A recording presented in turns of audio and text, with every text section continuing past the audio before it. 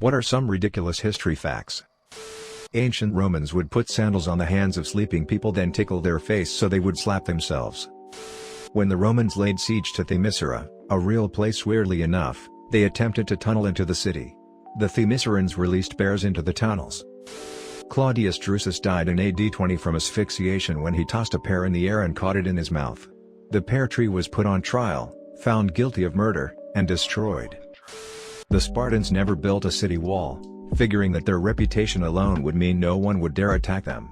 But, during the Persian War, the Persians, who had already burned Athens twice, hired a Greek guide to take them to Sparta. But when they got there, they saw a kind of crap-looking city without even a wall. They figured there was no way this place could be the mighty Sparta they had heard so much about. So they figured the Greek was lying and thus Sparta was spared. Edit: I'm remembering this from reading it in the book Persian Fire by Tom Holland. It's quite possible that I'm misremembering details or that Holland's text identifies this as a legend or story.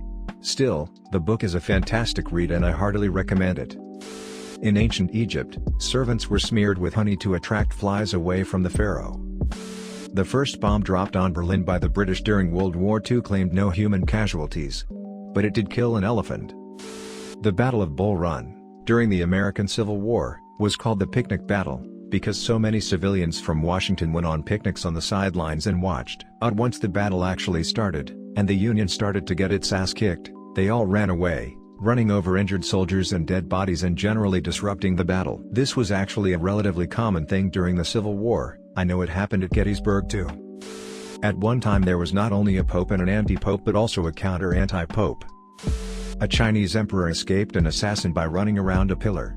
After 2 hours, the assassin got bored and went home, and wasn't charged for his crimes. At US President Andrew Jackson's funeral in 1845, his pet parrot had to be removed because it was swearing. 1904 Olympic Marathon in St. Louis. The #1 finisher drove most of the race. He started the race, got tired and heat exhausted and wanted to drop out. He got in a car to DQ himself and head back to the stadium, but along the way realized he was near the finish line and got out to claim the glory. The #2 finisher was carried across the finish line by his trainers.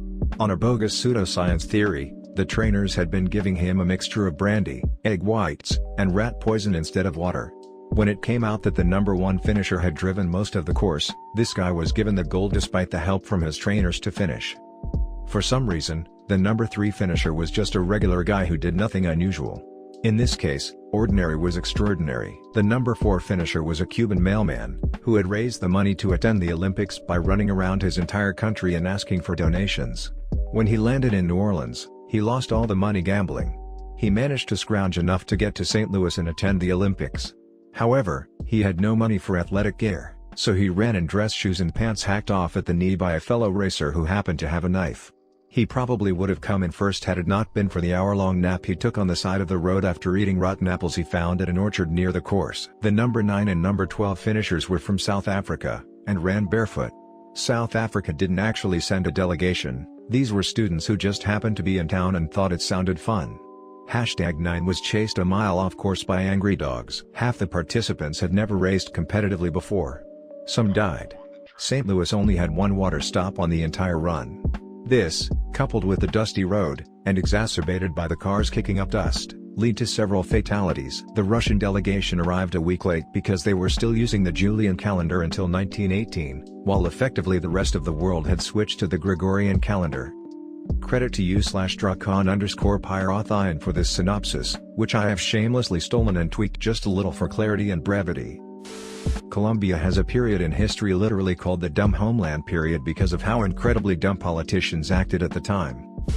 Montenegro technically was in war with Japan for 101 years and they signed a peace treaty in 2006. Montenegro was aligned with Russia in Russo-Japanese War and they declared war on Japan, but they forgot to peace. When the Netherlands was occupied by Nazis in 1940, many people fled to Canada, including Princess Juliana of the Netherlands and her husband Prince Bernhard of Lippe-by-Esterfeld. Their daughter, Princess Marguerite, was born in Ottawa. Not knowing if the baby would be male, and hence the heir to the throne, Canada declared the maternity ward of the Ottawa Hospital extraterritorial, which means it became international territory. This meant that the baby would derive its nationality only from its mother, making it 100% Dutch. The shortest war occurred between Zanzibar and the British Empire, lasting around 45 minutes. There used to be bread stamps, burned into a cooked loaf of bread, to avoid bread fraud, as the government supplied the wheat/flour. But some bakers tried to use sawdust and other ingredients in the bread to make the wheat last longer. The bread stamps were baker-specific, so they could track down where any tainted bread came from. If they were caught, they had to move to another town to make bread, or wait 3 years to continue making bread if I remember correctly. During the most critical portion of World War II, the Japanese thought they had sunk or disabled 3 American carriers when, in reality, they had only bombed the USS Yorktown 3 times. They were caught with their pants down when the bombs started landing at Midway. As St. Lawrence was roasted to death on a gridiron, he is said to have remarked to his torturers, "I am cooked on this side, turn me over." St. Lawrence is the patron saint of cooks and comedians. During World War II, a bunch of German soldiers got separated in rural Russia. They were trudging through snow with no food or water for days before finally finding a supply drop that missed its mark. They opened it up and found only black pepper and condoms at it. For anyone wondering, my source for this is Storm of War by Andrew Roberts. Unfortunately, I can't remember the page number because I read the book a few years ago, but I believe the chapter is called Clash of the Titans. I'm sorry I don't have a more exact source, but I'm a random commenter, not a history teacher.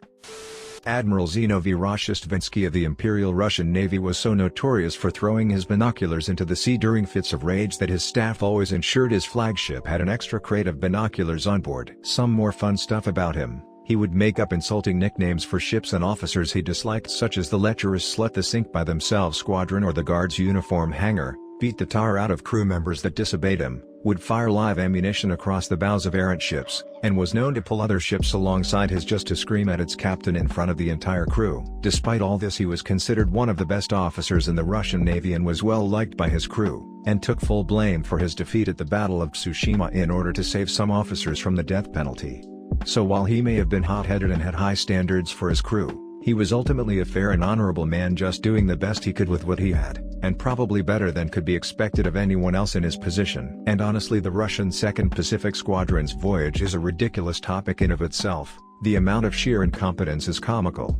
Draconafil has a fantastic video on it, would highly recommend. Thomas Jefferson and John Adams died on the same day, July 4, 1826.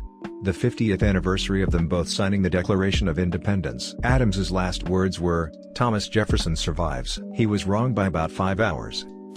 General Omar Bradley was stopped by MP during the Battle of the Bulge in World War II due to them thinking he was a Nazi infiltrator. The irony was that he was stopped because he correctly identified the capital of Illinois as Springfield when the officer thought it was Chicago.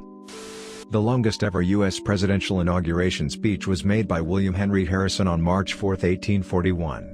The day had terrible weather, yet Harrison chose to deliver his speech nonetheless, running 8,445 words. In fact, the speech was so long, and the weather so terrible, that Harrison caught pneumonia and died on April 4, making him the shortest reigning U.S. president ever. During the Cold War, there was an idea to drop XL condoms labeled medium onto the Soviets to make them think we were anatomically superior and be more afraid of fighting us. Easily my favorite part of American history. The election of Volodymyr Zelensky as president of Ukraine. People talk about how crazy it is that a reality TV star got elected president of the US, but I think this story is even crazier. Zelensky was the star of a political satire show called Servant of the People, where he played the president of Ukraine. The show's last episode aired on March 28, 2019. 3 days later, Zelensky carried 30% of the popular vote in the first round of elections, almost double the number carried by the incumbent President Petro Poroshenko in second. 3 weeks later, in round 2 of the election, Zelensky won with 73% of the popular vote. This is like West Wing star Martin Sheen defeating George Bush to become president in 2004. Just seems like the type of thing that'll be turned into a great documentary in 50 years.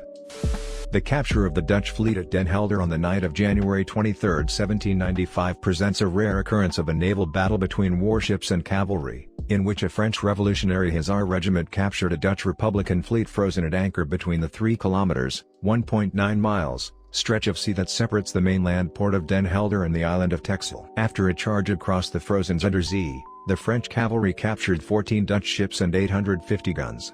A capture of ships by horsemen is an extremely rare feat in military history.